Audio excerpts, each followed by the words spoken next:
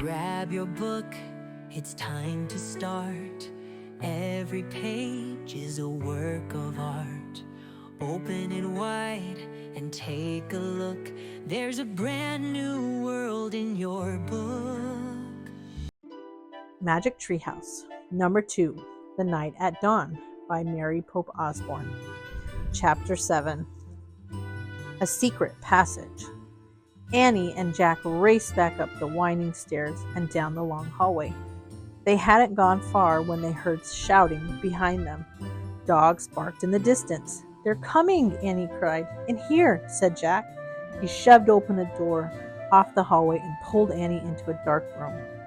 Jack pushed the door shut. Then Annie shined her flashlight around the room. There were rows of sacks and wooden barrels. "I'd better look in the book," said Jack, pulling out the book and flipping through the pages. "Shh," said Annie. "Someone's coming." Jack and Annie jumped behind the door as it creaked open. Jack held his breath. A light from a torch danced wildly over the sacks and barrels. The light disappeared. The door slammed shut. "Oh man," whispered Jack. "We have to hurry. They might come back."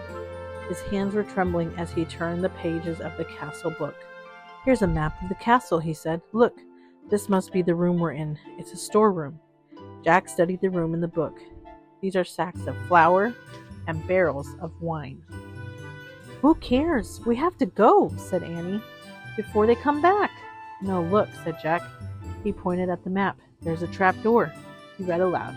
In this castle, a trap door led from the storeroom through a secret passage to a precipice over the moat. "What's a precipice?" said Annie. "I don't know." "We'll find out," said Jack. "But first, we have to find the trap door." Jack looked at the picture carefully, then he shined the flashlight around the room. The floor of the room was made of stones.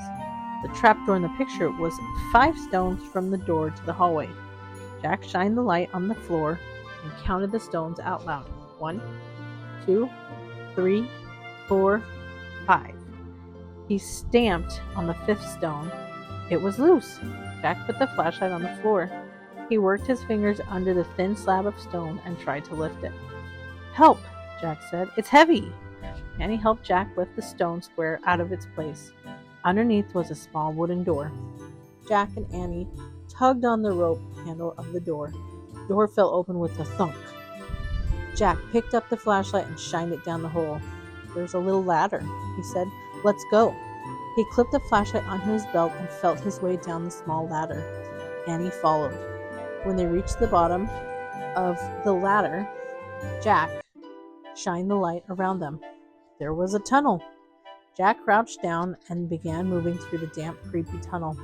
The flashlight dimly flickered across the stone walls. He shook the light. Were the batteries going dead? "I think our light's dying," he said to Annie. "Hurry," she called from behind him. Jack went faster. His back hurt from crouching. The light got dimmer and dimmer. Jack was desperate to get out of the castle before the batteries died completely.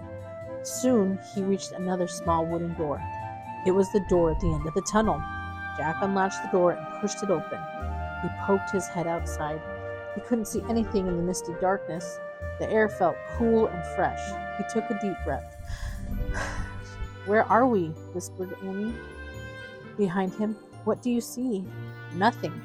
But I think we've come to the outside of the castle," said Jack. "I'll find out." Jack put the flashlight in his pack. He put the pack on his back.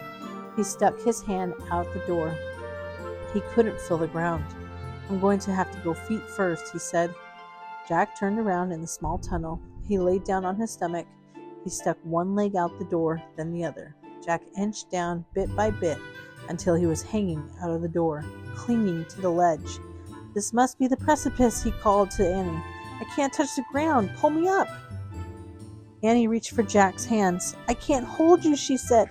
Jack felt his fingers slipping. Then down he fell through the darkness. Splash!